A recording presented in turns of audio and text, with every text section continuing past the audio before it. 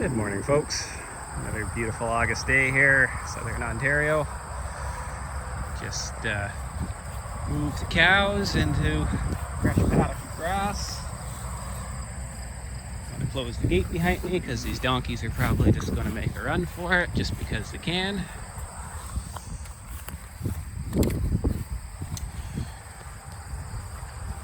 So, got the cows out in grass today.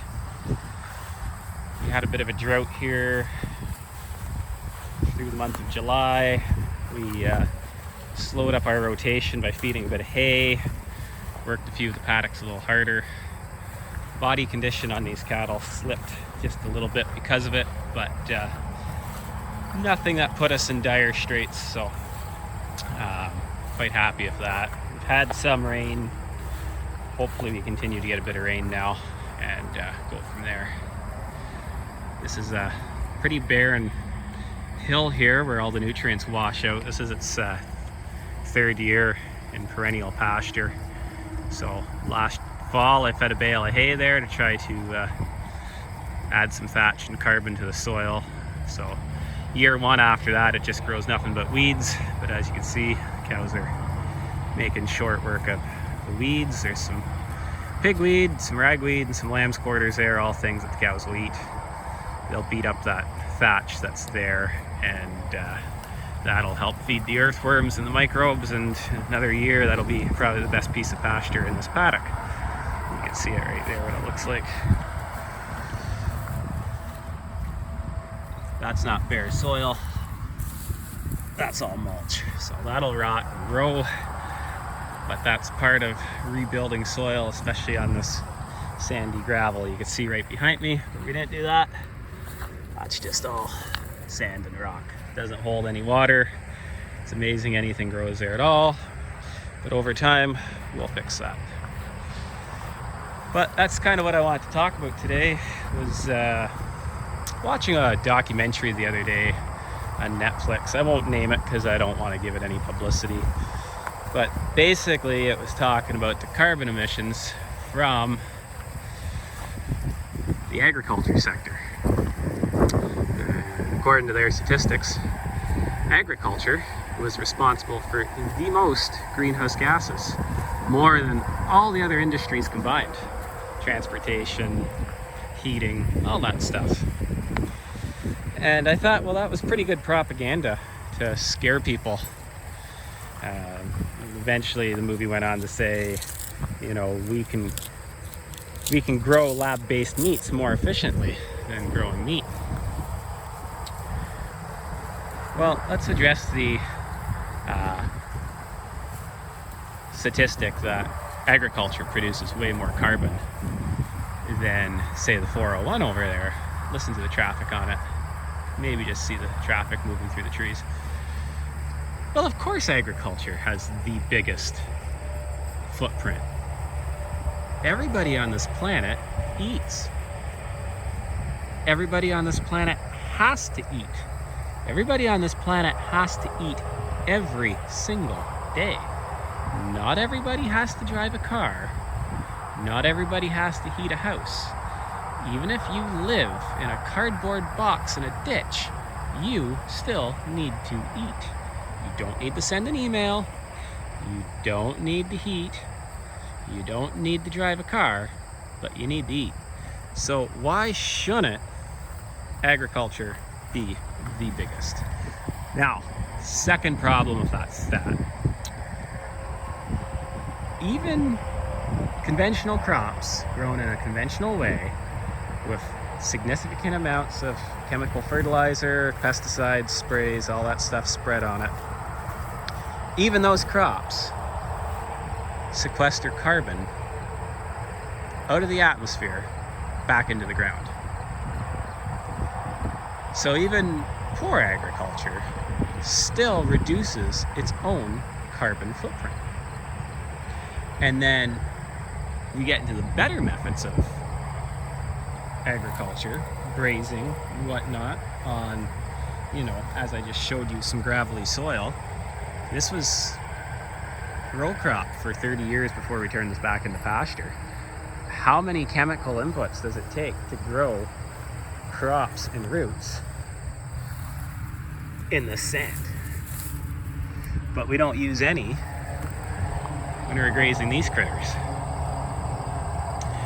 Now, we will have to feed hay this year, probably 6 months of the year. Most years, maybe only 8. Of course, we're growing that hay, and that's burning fossil fuels to feed these cattle to make that hay. But we're cycling all that hay back down into the ground. That carbon footprint for making that feed is nowhere near the size that science wants to tell you it is. So we could do a much better job with these, but of course, why are they going to tell you that? Why are they putting that spin on it?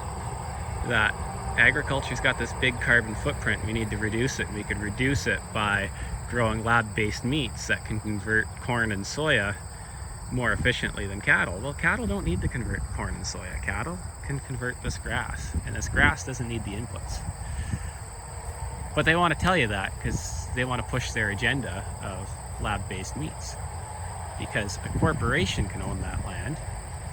They can farm it based on a textbook and a calendar. We plant a crop on this day, we spray it on that day, we harvest it on this day. The cattle industry, far more volatile, far more variables, and it ends up with a bunch of small farmers doing their own thing independently. And corporations aren't making money off that. They're not making money off this. No, they're making money off that over there. Industry. And let's not forget, carbon is not a greenhouse gas. It simply isn't. Carbon goes up into the atmosphere, it comes back down, goes into the soil. It's a cycle. So we produce carbon. It's just part of a cycle. It goes into the atmosphere. Plants need it to grow. Plants suck it back out. There was a study done in Germany that showed that plants could actually consume twice as much carbon than they do right now and would be able to grow and produce twice as much. I don't think we should ever get that much carbon in the atmosphere. That's likely nature's fail-safe for when we have a volcanic eruption or massive forest fires, to actually be able to have that leeway in the plants that, okay, you can consume more of this carbon and get it back out of the atmosphere. But after all, like, let's think about this. Fossil fuels is carbon that was put in the ground, that was sequestered there by plants that created the fossils. That was all carbon that was at one point in the atmosphere. The world constantly cycles that carbon in and out of the atmosphere, in and out of the ground.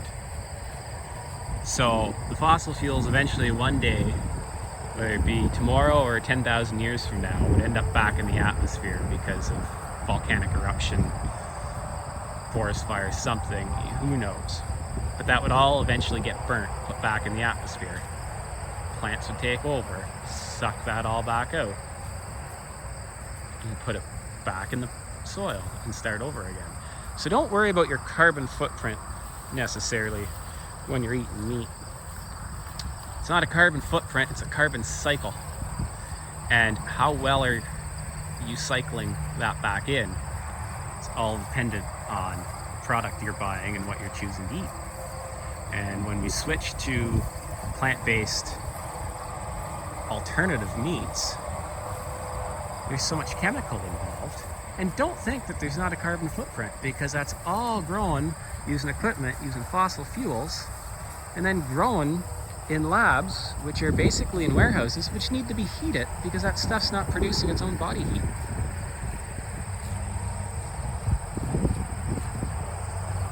This right here, that's plant-based meat. Rip, rip, rip. There's a pair of cows that eat nothing but grass and hay, have a calf every year, and just keep the cycle going. Too bad they're crossbred cows, but decent cows nonetheless. Anyway, that's my daily rant. I'll sign off here. Take care, folks. Talk to you another day.